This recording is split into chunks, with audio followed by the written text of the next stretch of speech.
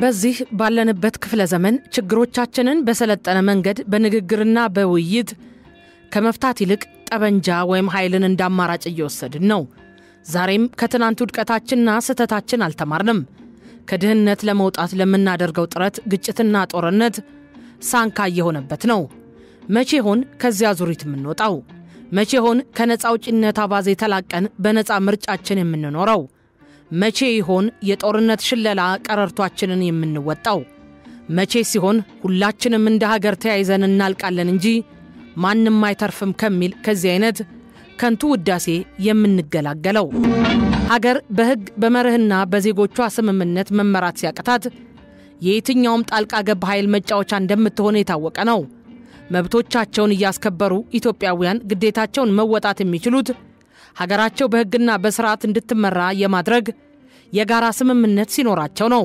ፖለቲከኞች ዋነኛ ግባቸው ስልጣን መጨበጥ ቢሆንም ስልጣኑን የሚያገኙበት መንገድ ግን ህጋዊ እንዲሆን ከማንም በበለጠ ጥረት ማድረግ ይጠበቅባቸዋል። በተለያዩ የሙያ መስኮች የተሰማሩ ዜጎች ሀገራቸው ወደፊት እንድትራመድ ማድረግ የሚችሉት በኢትዮጵያ ምድር የህግ የበላይነት ሲሰፍን ብቻ መሆኑን መረዳት አለባቸው። የሲቪል ማህበረሰቦች፣ የሙያና የጥቅም ማህበራት፣ የከፍተኛ ትምህርት ተቋማት፣ ሰብአዊና ዲሞክራሲያዊ ተቋማትና ሌሎች የህብረተሰብ ክፍሎችም ለህግ የበላይነት ልዩ ስፍራ መስጠት አለባቸው። መንግስት ደግሞ ከማንም በተለየ ሁኔታ ህግ የማክበርና የማስከበር ኃላፊነት አለበት። ኢትዮጵያ ሉዓላዊት ሀገር ሆና በዓለም አቀፍ መድረክ የምትከበረው ህግና ስርዓት ሰፍኖ በሰላም ሲኖርባት ብቻ ነው። ይህ ሀቅ እየታወቀም ለህግና ለስርዓት ትኩረት ባለመሰጠቱ ግን ከግጭት አዙሪት ውስጥ መውጣት አልተቻለም። እያንዳንዱን ድርጊት ከግላዊና ከቡድናዊ ጥቅም አኳያ ብቻ እየተቃኘ ነው።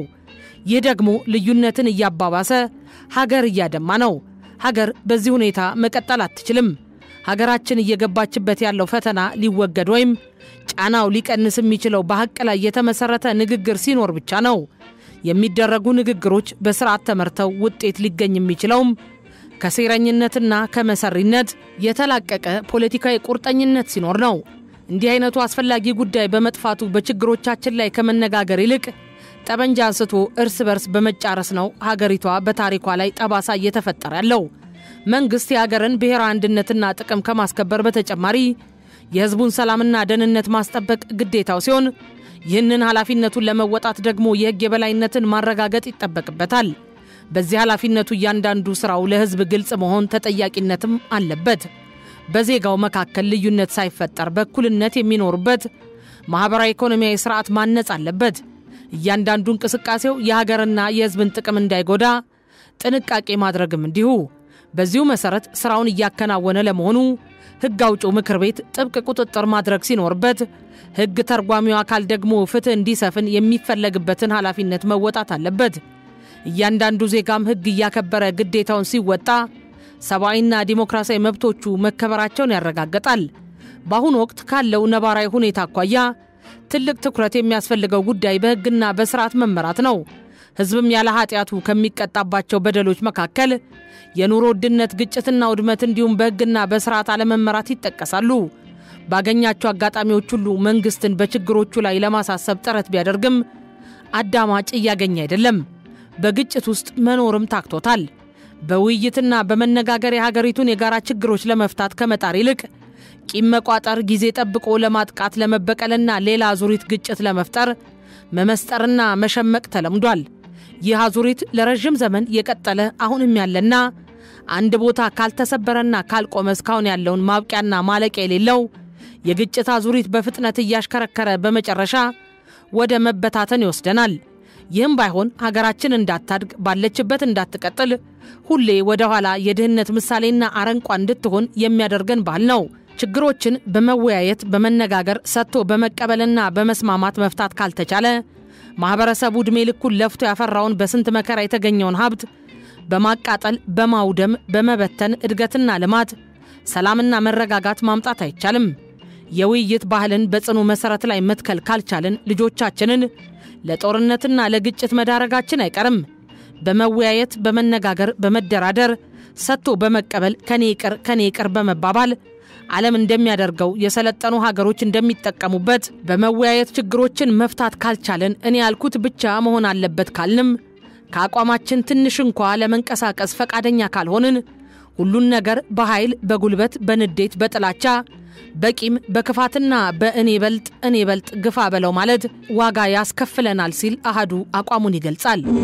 የፖለቲካ ቅራኔዎች ወደ ግጭት አድገው ለብዙሃን እልቂትና ለንብረት ውድመት ምክንያት በመሆን በጦርነት ድምዳሜ ሊያገኙ ይችላሉ። ልክ በሀገራችን በሰሜኑ ክፍል እንዳየነው። ሆኖም ጦርነት ከተጠናቀቀ በኋላ የድህረ ጦርነት ሁኔታውን በአግባቡ መምራት ካልተቻለ የጦርነቱ ሂደት የሚፈጥረው የፖለቲካና ወታደራዊ ማህበራዊና ስነ ልቦናዊ መናጋት የሚወልዳቸው ችግሮች ሰላሙን ወደ ኋላ በሚቀለብሱና ወደ አዲስ ብጥብጥ እንዲገባ የሚያደርጉ የድህረ ጦርነት ቀውሶች ሊከሰቱ ይችላሉ።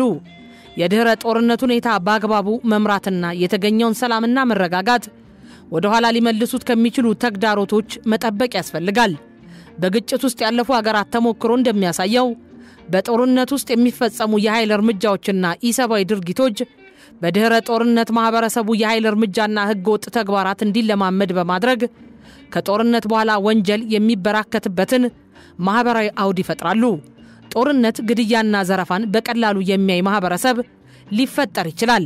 በዚህ የተነሳ የህግ የበላይነትን ብቻ በማስፈን የድህረ ጦርነት መረጋጋትን መፍጠር ፈታኝ ይሆናል። ሳይቃጠል በቅጠል እንዲሉ የሥርዓት አልበኝነት ዝንባሌዎቹ ህዝብና ሀገር ያገኙትን እፎይታና ሰላም ወደ ኋላ እንዳይመልሱት የጥንቃቄ እርምጃዎችን መውሰድ አስፈላጊ ነው። የድህረ ጦርነት ሁኔታውን በትኩረትና በስነ ምግባር በመምራት በሚፈጠሩ ግድፈቶችና መዛነፎች አማካይነት ወደ ድህረ ጦርነት ቀውስ እንዳንገባ የጋራ ጥረት ማድረግ ይኖርበታል። ያለፉትን ዓመታት ያሳለፍነው አንድ ወደፊት ሁለት ወደ ኋላ የሆነ ጉዞ ዛሬ ለደረስንበት ጠርዝ አብቅቶናል።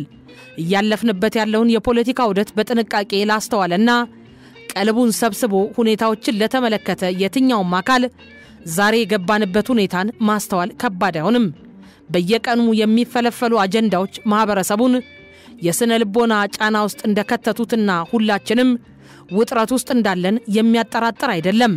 ከእልቂትና ከውድመት አባዜ ለመላቀቅና በህግ ማዕቀፍ ውስጥ መኖርን ለመለማመድ እንዲቻል ህገወጥነትና ስርዓት አልበኝነት መክሰም ይኖርባቸዋል። ሀገር አስቸጋሪ ሁኔታ ሲያጋጥማት የተለያየ አተያይና የልምድ ተሞክሮ ያላቸው ልሂቃን ምን ቢደረግ ጥሩ ነው ብለው ለመፍትሄ የሚረባረቡበት ምህዳር ያስፈልጋል።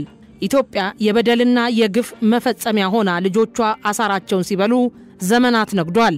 በ21ኛው ክፍለ ዘመን ጭምር ነውረኛ ድርጊቶች እየተፈጸሙ ጉልበተኝነት የሁሉም ነገር የበላይነት ማሳያ ሆኖ ቀጥሏል። እንዲህ አይነት አስነዋሪ ድርጊቶች አሁንም ተባብሰው እንዲቀጥሉ እንቅልፋተው የሚያድሯሉ። የሰላም ተስፋ ለምን ታየ ብለው የከፋቸው የተስተዋሉ ነው። ኢትዮጵያን አዘቅት ውስጥ የከተታት እንዲህ አይነቱ ነውጠኝነት ነው። በህግና ስርዓት መኖርን መልመድ ከጥፋት ስለሚያድን ጠበንጃ ከኢትዮጵያ ፖለቲካ ውስጥ ይውጣ። ለሐሳብ ጥራት እንጂ ለጉልበት ቦታ ይሰጥ። በእኩልነት የሚኖርበት ስርዓት እንዲገነባ እንጂ ጥፋቶች የሚፈነጩበት ስርዓት አልበኝነት እንዳይንሰራፋ መተባበር ያስፈልጋል ሲል አሃዱ አጽንኦት ይሰጠው ይላል።